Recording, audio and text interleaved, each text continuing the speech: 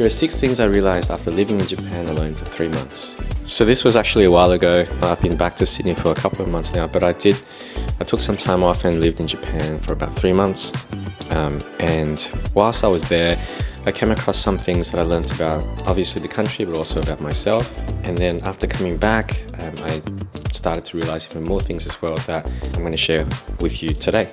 Number 1, travel breaks the illusion that life that you're living is the only way to live.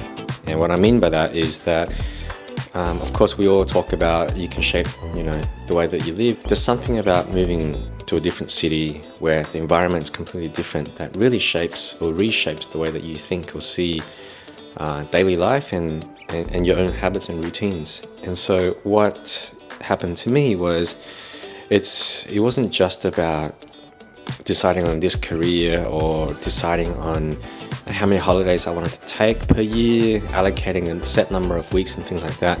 Like my days that I go to the gym, I have like set hours, I have things that I eat, I have things that the set number of times that I see my friends. And I wouldn't be the only person, but there'd be such a tight routine to how we do things. So Sundays might be meal prepping, and then Monday, Tuesday, Wednesday might be work and going to the gym, and then Thursday you might have a catch up with a friend, and then Friday it might be a catch up with a friend or a birthday, and then Saturday maybe do a bit of shopping, and then Sunday groceries, meal prep, and you start all over again. Your situation could be different, but going over there I realized, hang on, where did these routines come from? I was thinking that it's maximum efficiency and things like that so I can get things in order, but is my normal routine in Sydney the way that I want to live?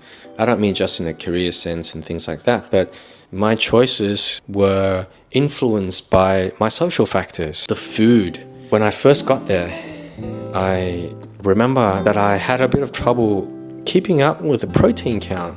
I've been used to eating a lot of chicken breast or chicken. At first, to do my day-to-day activities, I felt underfed and maybe a little less energized, and I would kind of assume that it's because of the food and the diet.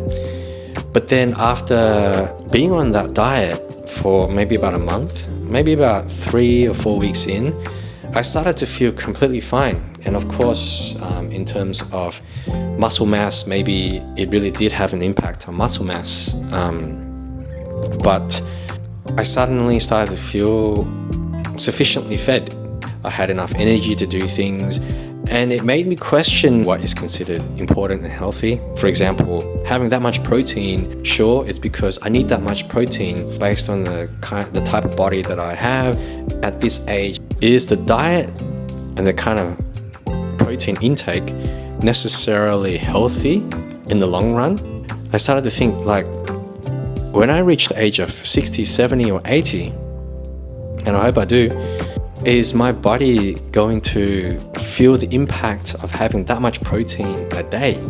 The protein count is kind of the norm in Sydney, Australia, and many parts of the world. May not correlate to longevity. It definitely made me question. 2, I stopped collecting experiences and landmarks, and this one is a big one. So up until this point, most of the time when I travel, there'd be places that I want to visit, landmarks and iconic places of that particular city that I would try to fit into the itinerary, which I know a lot of us do for good reason as well. But when I was there for 3 months, when I was in Tokyo for 3 months, I started to chase less of that, which was kind of my original intent. But because of the time that I spent there, I was able to allow myself to focus less on the landmarks and more on the experiences there, because I was trying to navigate the city and where I was staying, which was Akasaka. I started to visit certain places regularly, like for example a local ramen noodle restaurant, and then I started to become familiar with the workers there. Just small gestures like hello, or that was really delicious, thank you again, see you soon, and things like that. It developed into me trying to, I guess, utilize my Japanese, which is very limited. It was and it still is, but I at the time tried to do a bit of online classes, and so it threw me into a space where I was trying to converse with the locals in their language, and it gave a very unique experience because they know that I'm struggling, I know that I'm struggling, and I know that they're struggling to understand me, but we're both here trying to understand each other with the very limited Japanese that I had. And so I remember that created something unique, and it's something that basically didn't happen when I was traveling, hopping from one city to the next. Because for me, that owner of that ramen place became the regular guy, or the guy who owns a shop, who probably developed the recipe to the ramen dish that I really enjoyed. And to him, I was probably the guy from Sydney who is now living here and visiting 3 times a week. And although I can't really communicate with him that well, we can get by with just some basic languages, and we're really trying to understand each other. And so those became the experiences that stayed with me up until now.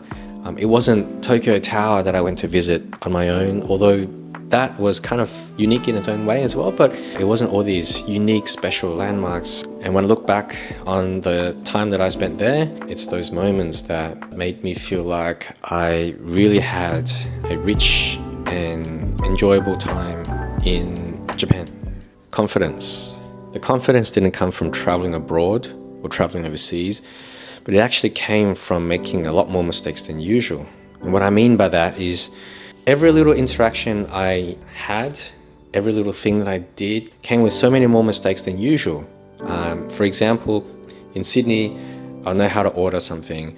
I know where the gym is, what the traffic is like, the kind of time that it will take to get to the gym to do things, and then such and such and such. If I needed to hop on the train or something, I know exactly how things work. But because I knew nothing about Tokyo, next to nothing, there were so many mistakes along the way. And you're constantly learning to overcome these things, all these little issues, but at the same time, you realize that almost everything is fixable. You know, you can make a mistake and you can kind of fix the issue somehow, even if you don't know the language. You could still rectify one way or another. So you build confidence in yourself, but you also build confidence in the fact that life is not going to end when you make a mistake. You know, if it didn't work out the exact way that you planned for it to work out, it will work out another way. I remember towards the end of the second month, I was actually due to leave because I was briefly considering going to another country. So potentially 2 months in Tokyo and 1 month in a different city. But leading up to the second month, at the end of the second month in Tokyo, I remember I was really torn because I really felt like I wasn't done with Tokyo and that there was a lot more I still wanted to see and that I've barely scratched the surface. I was conflicted because my flight had already been organized to leave Japan. And I thought, do I really want to leave Japan? You know, what are the pros and cons and things like that? Long story short, I decided that I would extend my trip in Japan. But because it was so last minute, I asked the landlord if I could extend my accommodation there. And unfortunately, she had the place booked out for somebody else by that point in time. So I was forced to move out, which just ultimately meant that I had to go online and find other places. But basically, that was a brand new flight that I had to book, new accommodation, last minute. It placed a bit of a strain on me and my finances. You just learn to kind of move things around a little bit, chop and change things, and you find a way, you know? Like I ended up staying at a hotel for a whole month. I had moved from like an apartment, a studio, which I was staying at for 2 months, to a hotel for the last month, for the third month. And it was very different because it was a lot smaller. Obviously the plus side is that there was room service every day, but the downside is that it was a lot smaller, there was no kitchen, it made things a bit more complicated. But ultimately, I made it work, and I am still really glad that I stayed for the third month in Japan. It was definitely the right thing to do. In fact, all the blessings that came from Japan, most of the blessings came in that third month. And if I had taken off after the second month, I would have missed out on so much. And so I was truly grateful for being able to spend that third month in Tokyo. And I have to say, it was really a gut feeling. I just felt like it was the right thing to do. And in hindsight, so happy that I listened to my gut. 4. Japan didn't teach me how Japanese people live. Now, that's a bit of a lie because it did, but it taught me more about myself as an Australian, funnily enough. And hear me out. What I mean by that is, so of course, living there, making the observations made me understand a lot more about the Japanese culture, at least in Tokyo. The mannerisms, the nuances, every little thing, such as the conversations that I would see people having, very memorable conversations, observations, and even realizations. For example, I noticed that the speaking manner that I had taken from Australia to there was very outward, very expressive, kind of like, hey, how you going, and this and that, yes, thank you so much, etc. Of course, everybody's different, but eventually I realized that it was a bit abrasive, perhaps, to some people, and that maybe I had to tone it down a little bit because, not because that they would be judging, I didn't feel judged in any way, but if anything, it's more like being considerate to the way that they would often conduct a conversation or converse. For example, being mindful not to be too expressive and forward, pull back a little bit so that it could be an exchange between two people. In my experiences only, you see people talking and they're taking turns a little more rather than what you commonly see in Sydney, which is people adding to the conversation. I'm not saying, this is not to say that the way that we speak or converse or interact in Sydney is good or bad in any way. This is just an overall observation that I made. What seems to be common there versus what seems to be common in Sydney. To me was when I was just at a local gym, Anytime Fitness, international fitness company. So it felt very familiar. And I remember at the gym there would be other people training, and there'd be, you'd share equipment and things like that. And there was one occasion where I would go about doing, what I would normally do, which is using equipment. And then when there is somebody nearby, you may nod or you might be like, hi, or something like that. There was one night where I was training and I did that because from my perspective, it was to express kindness. A common thing that you do in Sydney gyms, for example, is if you make eye contact with someone, you might give them a little nod or kind of like a little smile, how you going? And then you go about and you pick up the weights next to them and you train. But I carried that mannerism to Tokyo, and I would, when we made eye contact, I would do that to be warmer, to be more friendly. Now, this is just my personal experience, but I didn't get the same reaction from the other person. It just, in that split second of a moment, it made me think about the times that I didn't get a response. And this wasn't the first time. Perhaps the way that people show respect is by showing that you're not being observed and showing that your personal space is being respected and uninterrupted. I'll give you another example. I remember I was on a machine and one of the cables, and I was doing a tricep push down. There's only one of this machine at the Anytime Fitness. And so I was on the machine, I was probably 3 sets in, and I was planning to do a few more sets. And the funny thing is, when I first joined this gym, there were instructions just like what's expected at the gym, make sure you wash your hands and things like that. And one of the things to note is don't use the machine for more than 20 minutes. And I never used the machine for more than 20 minutes. I remember at the time when I signed up for the gym, I thought, that's kind of funny. And I said, the guy who was signing me up, who was really, really nice, by the way, people must take their time on the machine. And he's like, not really, but it's just be mindful. And I'm like, yeah, cool. And then I was doing my 3rd set, and I was probably moving into my 4th set or something, which by this point it was probably only not even 10 minutes. It wasn't very long. But I started to notice in the corner of my eye, another person at the gym, another guy who was kind of floating around a little bit, who looked a little bit like he was looking my way.